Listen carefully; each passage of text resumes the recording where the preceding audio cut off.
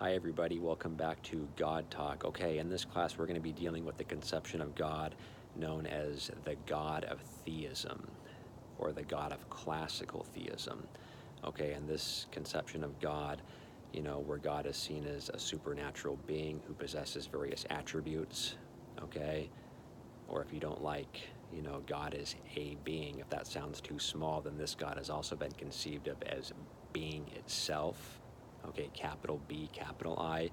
So whether it's God as a supernatural being or God as being itself, God possesses various attributes, meaning, there are some things that are true of God, okay, namely, it's true that God is all good, it's true that God is all-knowing, and it's true that God is all-powerful. These are attributes, these are things that are true of God, okay? So the arguments that we've been studying in our class, or perhaps have read about in the past, a lot of these arguments deal with the God of classical theism. This is the God these arguments are arguing for, or conversely, the arguments against God are attempting to refute this conception of God, okay? So, to be fair, it's important to realize that with 7 billion people on the planet, it's not surprising that not everybody would be considered a classical theist. There are other types of theists out there. Okay, there are process theists, there are open theists, okay? There are naturalistic theists, and a lot of these people will take away various attributes of God because they think that this new God, this God that they've come up with, is a better fit for, living in the 21st century.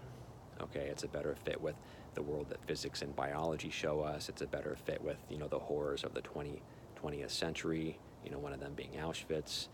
Okay, if we take away some of God's power, if we take away some of God's knowledge, and perhaps even take away some of God's goodness, then these realities, for example, in the 20th century, would be a better fit with this type of God, this new conception of God, this reconstructed God, than, say, the God of classical theism, where God is all good, all powerful, and all knowing.